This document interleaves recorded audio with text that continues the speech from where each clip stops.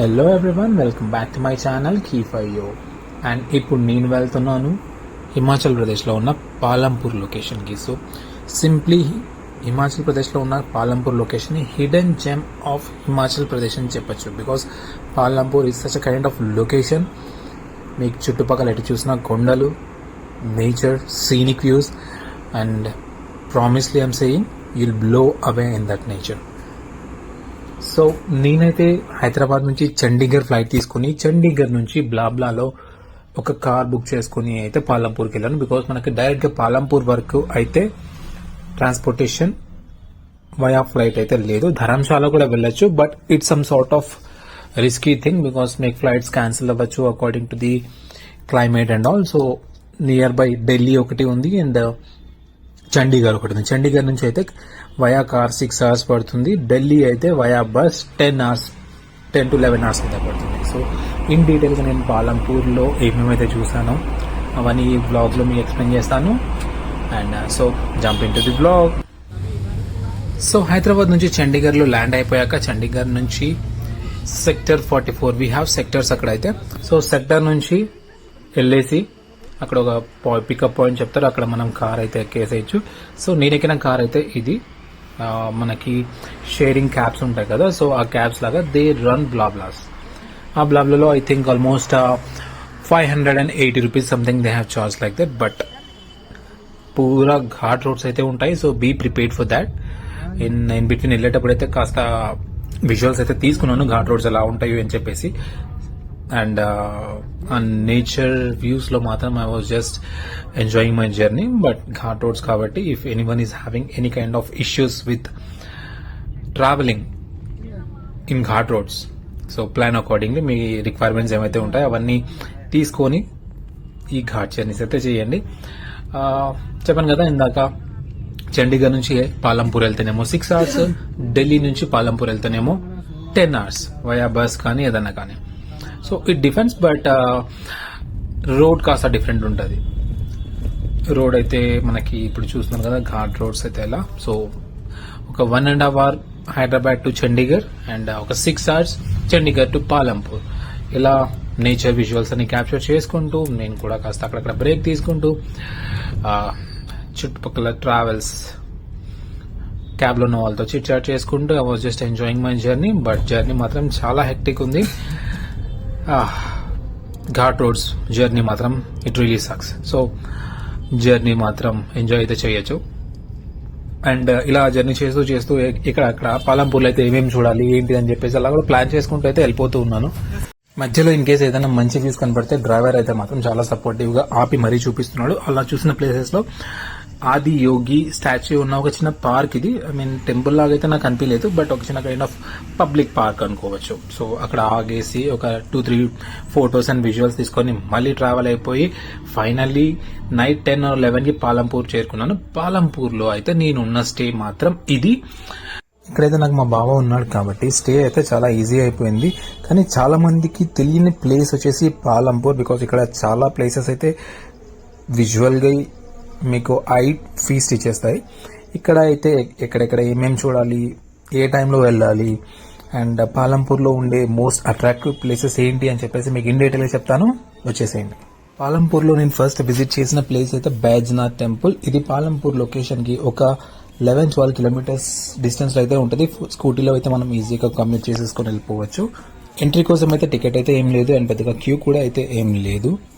ఇలా వెళ్ళిపోతూ ఉంటే మనకి ఎంట్రీ అక్కడైతే కనపడుతుంది. అండ్ పెద్దగా జనాలు అయితే లేరు. నేను వెళ్ళిన సీజన్ అయితే జూన్ జూలై ఆ kind of season, monsoon season అనుకోండి. సో ఈ టెంపుల్ సరౌండింగ్స్ లో కూడా చాలా సీనిక్ వ్యూ అయితే ఉంది. జస్ట్ లెఫ్ట్ అండ్ రైట్ లో it is surrounded all by mountains. చుట్టుపక్కల అంతా చూస్తే కొండలే ఉంటాయి. ఇట్ ఈస్ చాలా ఓల్డ్ అండ్ టెంపుల్ ఇదైతే మాత్రం. సో ఈ టెంపుల్లో నేను చూసిన ఒక డిఫరెంట్ థింగ్ ఏంటి అంటే, ప్రతి టెంపుల్లో మనకి శివుడి ముందు నంది కూర్చొని ఉన్నట్లు కనపడతాడు. కానీ ఈ టెంపుల్లో మాత్రం శివుడి ముందు నంది నిలబడి ప్లస్ అలాగే కూర్చొని రెండు ఉంటాయి. ఈ టెంపుల్ అయితే చాలా పురాతన కాలమైన టెంపుల్. అండ్ హిస్టరీ అయితే ఏం చెప్తుంది అంటే, పాండవులు నాటి ఉన్న టెంపుల్ అయితే ఇది. పాండవులు కన్స్ట్రక్ట్ చేశారని చెప్పేసి అయితే హిస్టరీలో మనకైతే ఉంది ఈ టెంపుల్. సో కథ ఏం చెప్తుంది అంటే ఇక్కడ లోపల శివలింగం ఏదైతే ఉందో ఆ శివలింగాన్ని రావణుడు స్థాపించాడని చెప్పేసి చెప్తూ ఉంటారు. హిస్టరీ ఏం చెప్తుందంటే రావణుడు అయితే తపస్సు చేసి శివుడిని శివలింగంగా మార్చి లంకకి తీసుకెళ్లాలని అనుకుంటాడు. సో మధ్యలో లంకకి తీసుకెళ్లాలి అనుకునే సిచ్యువేషన్ లో మధ్యలో అయితే శివలింగాన్ని కింద పెట్టాల్సి వచ్చే సిచ్యువేషన్ అయితే వస్తుంది. సో అక్కడ కింద పెట్టాక శివుడు ఇంకా అక్కడే పర్మనెంట్ గా అయితే ఉండిపోయే సిచ్యువేషన్ అది. ఇక్కడ రావణుని పూజించడం కోసం స్పెషల్ గా ఈ ప్లేస్ లో దసరా సెలబ్రేట్ చేసుకోరండి. So that is the respect they have paid for Ravana. ఇందాక నేను చెప్పినట్టు నంది నిలబడి ఉంది చూసారు కదా. సో ఏ టెంపుల్ అయితే మీకు విజువల్ కనపడుతుంది, ప్రతి టెంపుల్ నంది అయితే కూర్చొని ఉంటాడు. బట్ ఈ టెంపుల్లో ఫస్ట్ ముందు నిలబడి ఉంటుంది, దానికి నెక్స్ట్ ఎదురుగానే కూర్చొని ఉంటుంది. దర్శనం చేసుకొని బయటికి వచ్చాక టెంపుల్ పక్కనే ఉన్న ఒక విజువల్ ఇది. సో దీని పక్కనే మనకి ఈ రివర్ ఫ్లో అయితే కంటిన్యూస్ గా త్రూ అవుట్ పాలంపూర్ లొకేషన్ లో అయితే ఇది ఫ్లో అవుతూనే ఉంటుంది. డిఫరెంట్ లొకేషన్స్ డిఫరెంట్ సైట్స్ లో ఉంటుంది. బట్ యాజ్ ఆఫ్ నౌ పెద్దగా ఫ్లో లేదు. బట్ ఫ్లో ఉన్నప్పుడు మాత్రం ఆ విజువల్ చాలా ట్రీట్ఫుల్ గా ఉంటుంది. కాస్త దూరం నుంచి టెంపుల్ విజువల్ అయితే మనకు ఇది. అండ్ ఈ ప్లేస్ లో నుంచి కాస్త మనకి మౌంటైన్స్ అండ్ గ్రీనరీ కూడా చాలా క్లియర్ అండ్ పర్ఫెక్ట్ గా అయితే కనపడుతుంది. బట్ పాలంపూర్ వస్తే మాత్రం ఇది మస్ట్ అండ్ షుడ్ గా చూడాల్సిన ఒక ప్లేస్ అండ్ టెంపుల్. చూసారుగా, ఇది వైద్యనాథ్ టెంపుల్, హిమాచల్ ప్రదేశ్ లో పాలంపూర్ లొకేషన్ లో ఉన్న వైద్యనాథ్ టెంపుల్. అండ్ అటు నుంచి ఒక 2-3 కిలోమీటర్స్ ముందుకు వెళ్తూ ఉంటే ఒక మహాకాల్ టెంపుల్ అనేసి అయితే కనపడ్డది, which is also quite famous temple.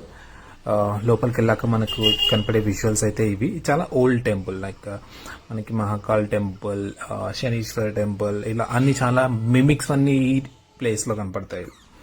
So speciality ఏంటి హిమాచల్ ప్రదేశ్ లో అంటే, ఫేమస్ టెంపుల్ ఏది ఉన్నా కానీ ఒక some sort of mimic temple అయితే హిమాచల్ ప్రదేశ్ లో మీకు ఎక్కడో ఒక చోట కనపడుతుంది. అది వైష్ణోదేవి కావచ్చు, మహాకాల్ కావచ్చు, శనీశ్వర్ కావచ్చు, ఏదైనా కావచ్చు, ఒక మిమిక్ టెంపుల్ అయితే మీకు హిమాచల్ ప్రదేశ్ లో చూడటం అయితే జరుగుతుంది. సో ఒక ఓవర్ వ్యూ టెంపుల్ బయట నుంచి, ఒక వ్యూ నుంచి.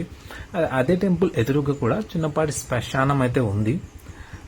సో ప్రాబ్లీ బాడీస్ అన్ని తీసుకొచ్చి అక్కడే కాల్ చేస్తూ ఉండొచ్చు.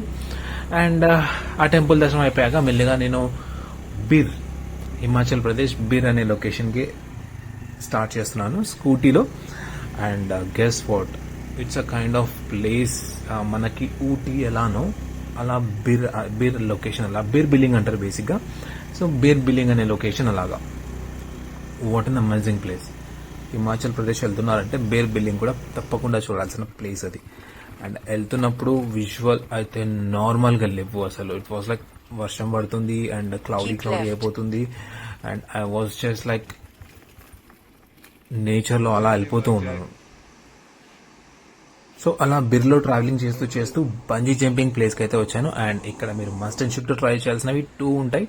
ఒకటి బంజీ జంపింగ్ అండ్ ఇంకొకటి paragliding. So bungee jumping place అయితే చూస్తున్నారుగా, ఇట్స్ సో మెస్మరైజింగ్ అండ్ మీకు ఐ ఫీస్ట్ ఉంటుంది. If you are a nature lover and you just wanted to get lost in the nature, and this is the best place for you. So bungee jumping అయితే almost 3,000 rupees charge చేశారు నాకైతే. And ఇది organisation మొత్తం tiger team adventures bungee jumping నుంచి అయితే organise చేయబడుతుంది. And చిన్నపాటి వర్షం అండ్ జస్ట్ మీ హెడ్ నుంచి ఫ్లో అయ్యే క్లౌడ్స్, చినుకులు. And yes, it's so mesmerising. Okay. And వింటర్లో అయితే మాత్రం ఇక్కడ టోటలీ స్నో ఉంటుంది. అండ్ ఇక్కడ నేను మాన్సూన్లో వెళ్ళాను కాబట్టి వర్షం, క్లౌడీ అండ్ మేఘాలు తాకుతూ ఉంటుంది. అలాగే బిర్లో బంజీ జంపింగ్ చేసేసుకొని మెల్లిగా కిందికి వస్తూ కాస్త ఓపెన్ ప్లేస్ లో తీసుకున్న విజువల్స్ అయితే ఇవి. బిర్ లొకేషన్ ఇదంతా, BIR బిర్ చూస్తున్నారుగా.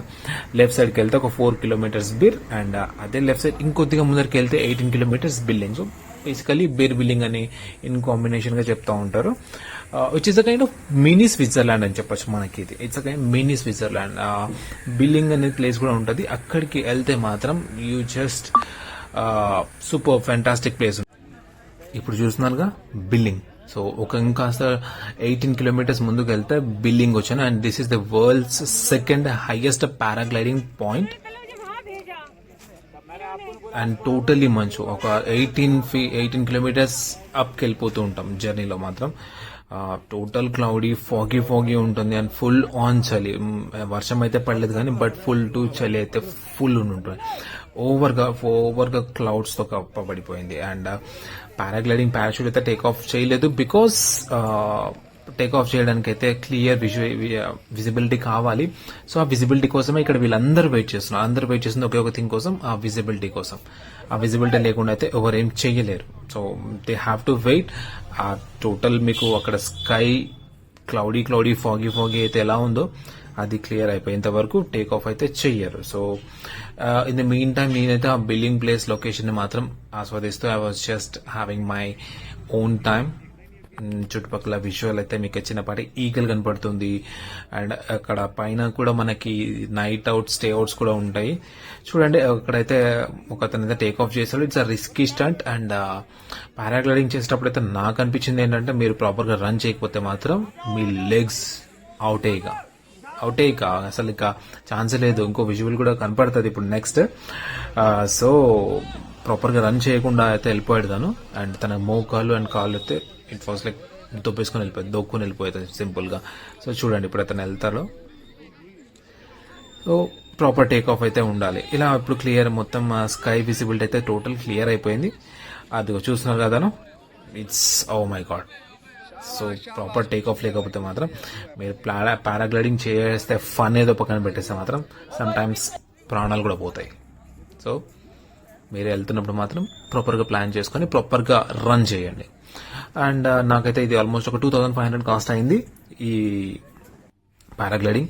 చూస్తున్నారుగా టోటల్ ఫాగీ మొత్తం ఎరేజ్ అయిపోయింది. And now I'm ready to take off the paragliding. So it's super and wonderful experience. So మీరు బీర్ బిల్లింగ్ అయితే వెళ్తున్నారంటే మాత్రం పక్కా వెళ్ళాల్సిన ప్లేస్ అండ్ పక్కా ట్రై చేయాల్సిన థింగ్ పారాగ్లైడింగ్.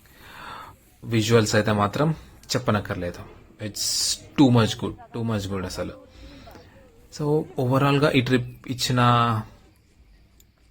ఎక్స్పీరియన్స్ మాత్రం అవుట్ స్టాండింగ్ ఉంది. ఎక్కడ చూసినా nature, rain and fog. So అలా చూస్తూ ఉండిపోవచ్చు. మీరు జస్ట్ ఏం చేయలేకపోయినా కానీ జస్ట్ అలా చూస్తూ కూర్చుంటూ ఆ నేచర్ ని ఎంజాయ్ చేస్తూ మీరు జస్ట్ అక్కడ వెళ్ళిపోవచ్చు. సో టేక్ ఆఫ్ అయిపోతుంది చూడండి. సో ఒక ప్రాపర్ రన్నింగ్ ఉంటే మాత్రం మీకు మంచి టేక్ ఆఫ్ అయిపోతుంది. Just it's kind of flow అలా వెళ్ళిపోతుంది.